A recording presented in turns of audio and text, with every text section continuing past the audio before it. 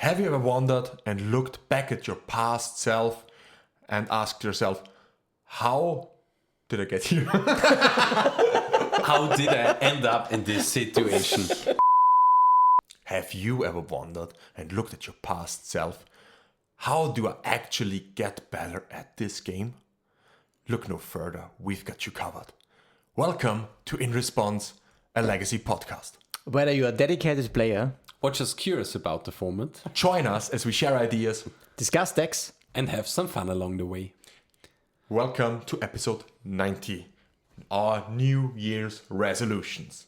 You are listening to In Response, a legacy podcast. A show where three handsome guys talk about their favorite Magic the Gathering format, Legacy. I'm Peter Plank, the artificer.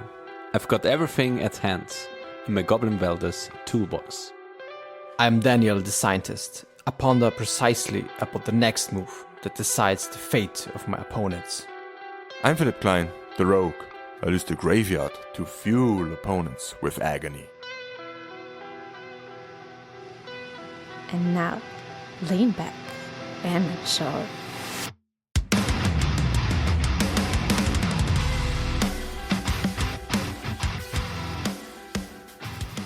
So guys, this was our new intro. It was a little bit, bumpy along the way, but I think we have made it. It's our listeners won't pretty hear it, but our viewers on YouTube might see that we have a nice little, improvement right now. I hope it is an improvement. Exactly, everyone just have a little bit more casual self and more scenery behind it because it could be helpful. And this for listeners, this might be interesting to have a look at different angles from us. Oh, for sure. So, this is what we want to do. We will discuss the New Year's resolution, right? I think everyone has made some New Year's resolutions. We all know that things like getting in shape, getting fit, eat more healthy or something, these are the prime examples of New Year's resolutions. And I'm pretty sure almost everyone uses these or just completely omits them because people, it's kind of hard for them to actually follow these rules. I mean, I know myself, it's always insane. I think maybe it's time to reflect on the past a little bit, on our achievements, and also have some New Year's resolutions regarding to our game, our Magic the Gathering legacy gameplay.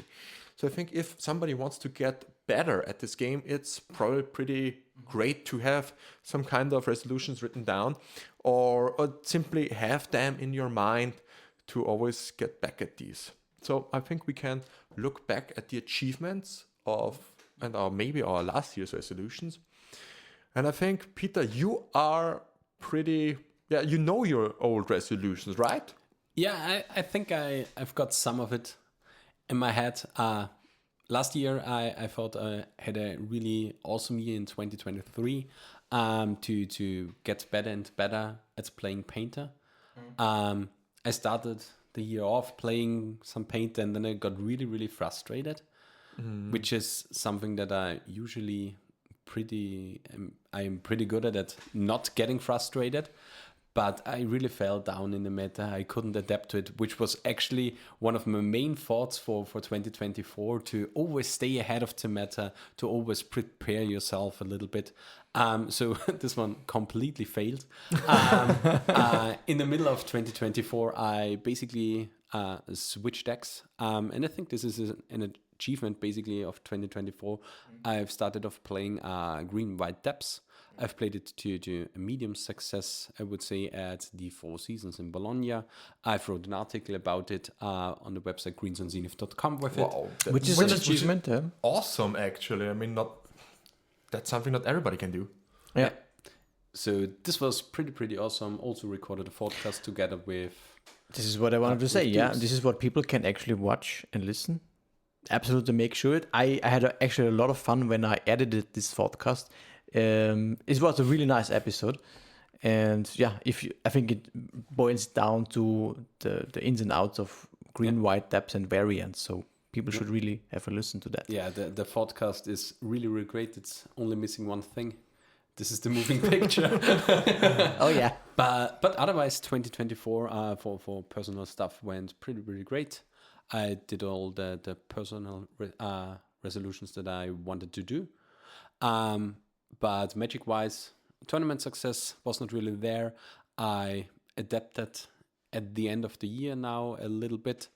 But yeah, 2024 was worse than 2023, so 2025 has to get better, and it won't be that hard to achieve it.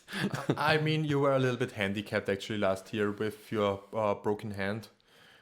Yeah, that's true. Yeah, so I mean, you don't always have so much time to play Legacy, and then also had this wrist injury. Yeah. And yeah, I think that really caught you off guard and was a big break in the resolutions from last year for you, and also for achievements. So I think maybe this year can be now yours. Yeah, especially with like in the end of 2024, the grind started getting a little bit in. I've tested extensively for Eternal Weekend in Prague, which didn't went too well, but I felt like I had a good deck prepared for it. So it was pretty nice playing there. But yeah, otherwise, I think a lot of the resolutions will stand in for next year as well. Awesome. Daniel, what were your achievements last year? Did you pay up to your high expectations? For some areas, yes. For some areas, not so much. For what I really liked to start with, overall was our great success. Not so much Magic related, but first of all, of course, everything that is around our Austrian Legacy League, this community. We have our podcast, obviously. And we had an amazing Austrian Legacy Masters event. It was the second iteration, and we improved it, I think, by a lot. And for sure. It really was a great event overall. The organization was much better, and people enjoyed it also heavily. This is what I kind of really liked behind it. Magic-wise, I kind of dipped away in the toes a little bit with, I had a similar story because Peter, you told your story about Painter right now, and I kind of had the same in parallel with Cephalid Breakfast because last year I didn't really play it. I mean, the best results that I had was in Bologna with Breakfast, but this was way back before Bowmasters was printed. And since then, I didn't really touch the deck. I dipped into Blue-Black Tempo. And there I kind of missed a little bit, excelling and exceeding a little bit my game plan. It was a new archetype for me, and probably I didn't really get into the essence and core because I tested a lot, more than usual actually, for Eternal Weekend, but it didn't really end up well. So this was, I kind of hoped for more in that regard, but what I found as a learning is absolutely that you cannot just play a new deck and don't adapt with your play style a little bit and what you should focus on. I mean, if you have a blue deck, you need to focus on your cantripping. If you don't have a blue deck, you need to focus more on the mulliganing, for example. You cannot just do it all on the same level. So overall, in that sense, I made some learning which I want to now take over to the next year. And one last thing, we got to cast sorry Philipp, but we got to cast Unfortunately, the ELM this year. This was the case for Peter and myself. This was, I think, a nice achievement as well. Yeah, to add into that, I completely missed the part. Yeah, like Austrian Legacy Masters were such a huge success. European Legacy Masters, basically the one step. The next one is the World Legacy Masters that we're casting next year.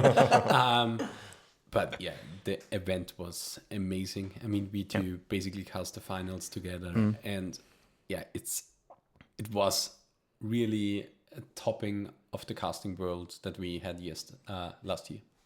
So the next step is definitely Eternal Weekend then. Yeah. I mean, would be great. Would be Would great. be great. Yeah. DMs open. Yeah, I think for me it was a kind of a different beast last year because I actually had the feeling that I was a little bit lost in the first half, maybe 2/3, for 3/3 of the year. Not really. I think you both were more fixed, more focused on the first half or the first quarter. It was not as open as for me. For me personally, I was searching for a deck or for a strategy for the last 2 years or something. Basically, since Modern Horizons 2 came out, or since Lord of the Rings came out, and I hadn't really had a home in Legacy, and so therefore, like I said, I felt a little bit lost. But I found a new love at the moment, and that's Uppsala spells. And I never thought that this deck could have so many intricate lines. It's awesome.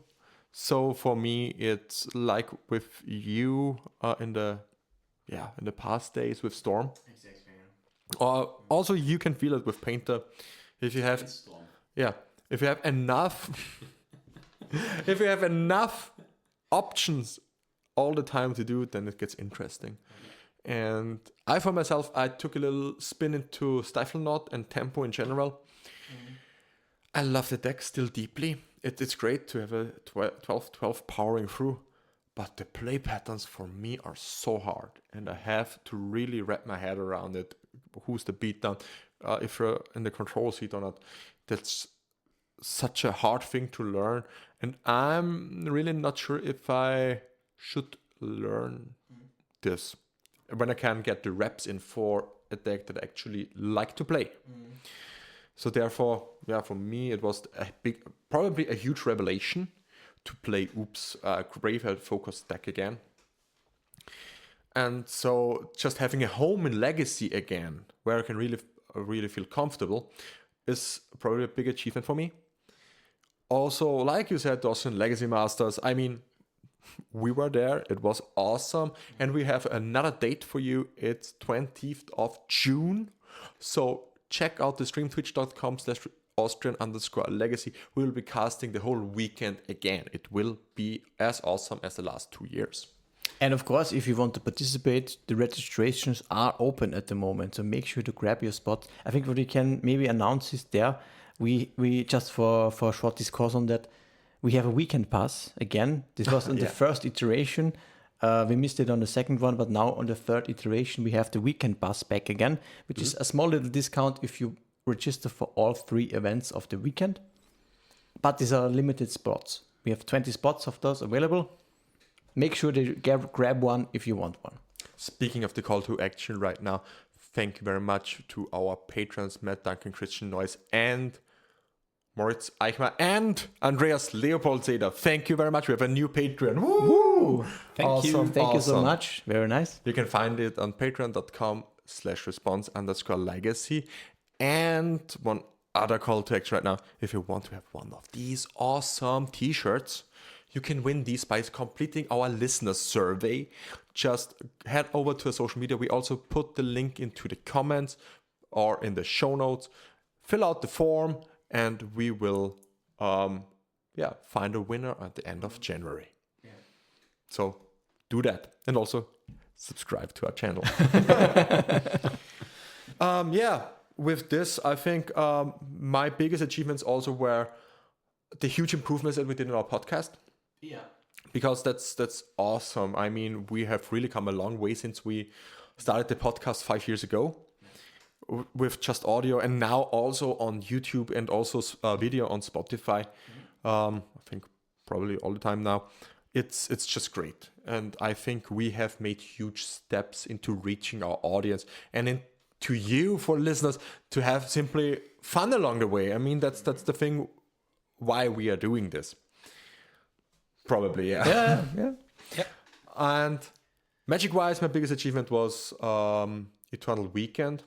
My 8-3. Top 50. Top 50, woo! 49 place. it could be better. But It it's always awesome. can be. Man, this is a thing that you can always say, right? Yeah, that's true. But it's I also said it. I want to do better than last year, and I crashed horribly. I mean, I'm totally fine with it. I'm totally happy. It was awesome to be in this kind of position after Eternal Weekend. So that's great. And it's always like honey to a heart. I don't know the phrase right now, but it's really uplifting if you just have it on paper that you're not as shit as you think you are in your favorite game. yeah. I think with Oops, you really found a nice deck that suits your playstyle, your skills in decision making. Like some of them are more difficult to others than others decisions and so on. So this is great that this is showing in the results. Yeah, cantripping for Weekend. me is just abysmal. It's just Yeah. so hard. Cantripping is something that you either like or maybe are like and are good at it. That's a problem. But the thing is, like, I on the hand get so frustrated by Brainstorm and Ponders because everyone says, yeah, basically tutors. They get you the card that you want or the card type that you want. And in my experience, this is not true. Yeah, that's. I mean, you get better with it by the time. The more you play it, the more decisions you make, and the better you get at it. But it's all in conjunction with. You also have to think about who's the beatdown, That's your important. role assessment, and that's for me is just too much of brain power. I can't practice my cantripping skills, and also simultaneously balance the role assessment. So even if I try to play my cantrips good or try to play the right on the right time and make the right decisions, it's just too hard for me to also make the correct role assessment and vice versa. There's actually one easy answer to that. Have you read the article? No. Answer To be honest, still no. to be honest, for that you just need reps and testing. You need to play the matchups, and as soon as you know your matchup and the deck that your opponent is playing, you can follow the rules that you learn through testing. Okay, now I'm the beatdown. If you know, I don't know, with Oops against Control, you're the beatdown, for example. I mean, oops, you're probably always the beatdown. Yeah. That makes it easier. That's it easier for yourself. Exactly. For example, Daniel and I played like 3 games today. In game 1, he completely misunderstood basically the matchup that we were playing. He tried to play a little bit slower, tried to control, and then resolve the combo with breakfast. After the first game, I explained to him, I have too much controlling aspect in my deck, so you can't play slow and steady. Then I basically lost every time to the turn 2 combo. Yeah. Okay, yeah. Yeah. Yes. Yeah. Sometimes this is what you can think of these matchups sometimes in your head, but not really like experience it. You need to test it 1 or 2 games to get a feeling of it. This helps tremendously. Yeah, I can totally see This can actually be one thing that you can focus on for the next year, maybe for this year. Speaking of next year, 2025 is right now. Yeah. So I bring our listeners, and we have New Year's resolution to tell you. So I think, Daniel, you can right start off the bat. What are you 3 New Year resolutions? I can already share one that I have achieved, which I didn't really intend to do, but I did it. I won our winner duel event. Oh, wow, yeah. I won a Badlands just a couple of weeks ago. It was last Friday basically, but over 1 week ago I think it was. Yeah, I think so. Yeah, whatever. And I picked up my deck Cephalid Breakfast again. I was super hyped when I learned that it won Eternal Weekend, and it really showed to me that this probably would have been the better deck to play for the last year. Yeah, probably. And for that, I want to go more into deep diving into this deck and see how it develops over the year, and also practice a lot of different matchups and try to see, like we had Peter today, establish when I'm at the beatdown, when I'm the control, because Cephalid Breakfast can play both roles in Legacy quite a bit. And in that regard, I want to, win, maybe top 8, I don't know, some qualifiers that we have ongoing in Austria or in other events. I'm not sure. Maybe I can aim for qualifying for the ELM, maybe. But we see how this is going. And you can't cast it. then I can't cast it if this ever happened. But yeah. And then what I also really would love is to have this year another episode of Thoughtcast. I want to do a Thoughtcast again this year. This is one of my goals. Because the last one, I think I only did one. I think you did the one with Kai Savatari exactly, and Storm. Nauseam Tendrils, Yeah. Haven't you done one last year? No. I think this is we are only at episode 5 at this point. Okay. And my second one would be then the 6th one. So I want to do this year, absolutely. And improve in general casting. That this is maybe not, but it is related to Magic, obviously. I want to really try to get more quality content to when we are live streaming, and this is especially the case for the Austrian Legacy Masters this year. So these are my main goals, I would say, Magic related. Peter, what's on your side? On my side is I really want to get better at matchup evaluating. This is something that I really struggled this year. On the other hand, I'm currently starting off with a new brew, and I think I really want to refine it this year. It's basically painterless painter. I think I have a really good deck that excels in a Delva meta.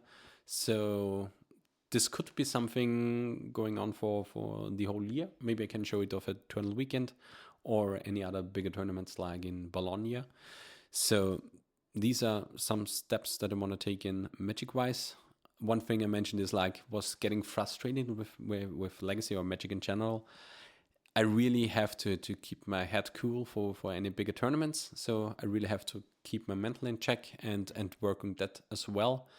And for casting or besides Magic-related Magic stuff, casting, I really have to get into the intricacies of the host role and or play per play and color caster, so that you have to have, especially for color casting, you have to widen your depth of knowledge a lot. So you have to so that you can add specific details to literally every situation that can come up within casting, so that you don't really are oh, what the fuck do I talk now about? But you have something that can be good for the audience to share. Otherwise improve our podcasting skills. But I think we are on a good way. We have now after 5 years different cameras. After 5 years, we've basically learned and grown a lot, but that doesn't mean that we can't stop improving it. Yeah, that's true. That's speaking of improving. What would really improve the cast is if you take your New Year's resolutions down there in the comments on Spotify and on YouTube. Would be awesome to hear your New Year's resolutions. And for my New Year's resolutions, I think sticking with one deck is probably the best thing I can do, because repetitions are really what makes it tick for me. I've seen this last year. It was a totally different beast when I played more than a handful of tournaments, more than a handful of games. Even got to play a little bit on Magic Online. It amped up my game a lot. So I just can recommend this to anybody. If you really want to get good at your deck, simply go on Modo or even go on Xmage or something, or some webcam server. Just simply jam them games. It's the best thing you can do. And that's basically Magic wise. I want to stay at one deck, maybe just some pre-modern excursions here and there, and simply pre-modern for the love of the format, for the fun, not to win something. I mean, for that, there's this format we all love, that's Legacy. That's the thing for me where I want to excel. The pre-modern is just having fun, drinking some beers, having some games with our friends. That's pre-modern for me. And podcasting wise, I think we're on a great way. You hear it here first. We want to do a whole episode in podcasting room. Yeah. Made in, my basement. And maybe we can see us soon in a very, very nice location when we put in the work. Maybe we can show it off at least or at the latest in episode 100, which would actually be a nice number to reveal the room. That would be awesome. I'm unsure if it's enough time until then. But we will see. We will try to make a really, really great episode 100. So follow us also on social media if you want to be part of this. We aren't exactly sure how we'll make this episode and how big it will get. But you should definitely stay tuned because we don't really know right now what it will be, but it will be awesome. Yeah. I think that were my biggest New Year resolutions. In a private way, just have a great wedding next year in September. I can add on to that. Maybe Daniel can add on to that. I want to attend 2 great weddings next year. Yeah, me too. So that's what I have to do something. Yeah. We need 3 now. Yeah, flavor-wise, it would be nice, right? Spawns a wedding. A wedding cast. But this we make a vlog at his wedding. That's my third resolution right now. I wanna make more vlogs and more different kind of content. Maybe play some leagues, replay them, and make some videos about this. So that would be an idea. I think you had the idea. Sam Dams did it. Yeah, Fenris Cloud Sam Dams does this. So he doesn't live comment the games when he plays the leagues. Yeah. He puts in the replay and then talks over the replay and goes over the plays that he did there, which is something that speeds up the video a lot, which I like because I really don't like the 2.5 hour videos that some do. That they just compile from stream. From the Epic Storm from Brian Cook, the 51 minute and 10 videos, those are kind of the sweet spot for me because I have the TikTok brain basically. You really want to you have fast paced. You really want to have it fast paced. It's difficult. One way it depends on the amount of effort actually, because you can cut the videos. There are some players who I think one that really puts a lot of effort into this is Francisco, the pre-modern streamer. Mm-hmm. Yeah. He cuts very precisely to every action and decision while live playing. So it feels like it's everything is happening. Not when there's thinking and nothing is happening, it gets cut out of the video. Yeah, it's a lot of effort. It's a lot of effort. No, there is like a program that Brian Cook, and Gallagher uses. Mm-hmm. This is something they don't talk when there is nothing going on. And then it's cut out. It's an automatic program that basically cuts out those parts. Mm-hmm. So even when they're doing combo stuff like Brian Cook does, he goes silent for like 2-3 minutes. And then speaks again when something happens. Mm-hmm. So this is something that they use to improve the cutting process of the videos, because otherwise it would be way too long, especially for Brian Coble when he plays Control for a league for 3.5 hours maybe. Yeah. And then you have to cut the video. It would be like 7 hours work, but I think it should be closer to 5. Oh, for sure, yeah. So this is also what we want to do in the future. And also, we have a podcast lined up. Yeah. It's about Oops All Spells. I did it with Nathan Lippert and Faulted Form, so stay tuned for that. If you're into this kind of combo decks, it will be a huge one and will be a really bit polarizing. I can guarantee it. It's great. It's awesome to working with these two guys. I have one more thing that I thought of that what makes sense to improve also. just to throw it on in the end, yeah. Throw it here. Throw it on the it here. team, yeah. Have you thought about this maybe? I personally want to do this and I want to improve it next year. I want to play faster or be able to play faster. You know, having more shortcuts in your head, don't overthink decisions too long.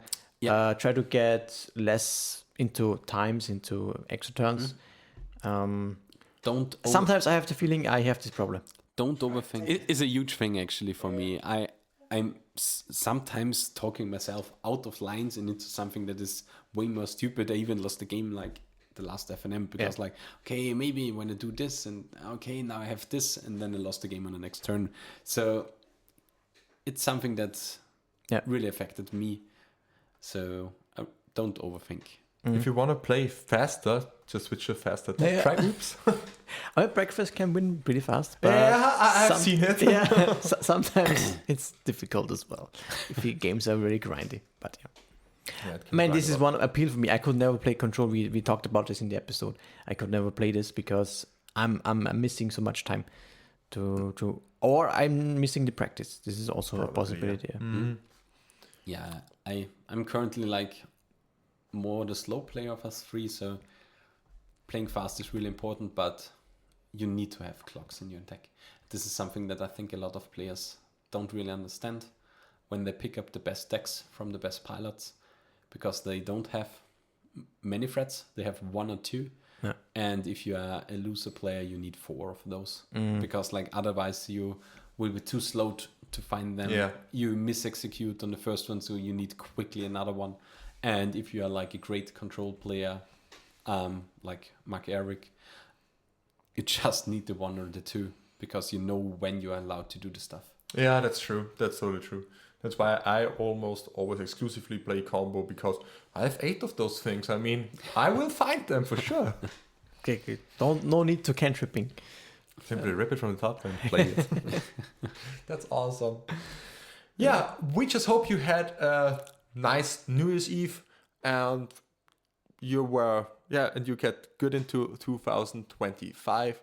We wish you all the best for the new year and give us your New Year's resolutions. Stay tuned for more in response action on our channels. Thank you very much. In response, the end.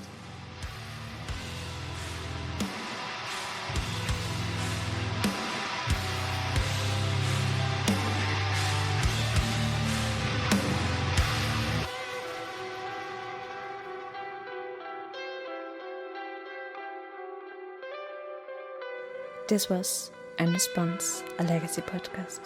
If you enjoyed the ride, feel free to support the show by following, leaving a review, or subscribe on patreon.com/response_legacy.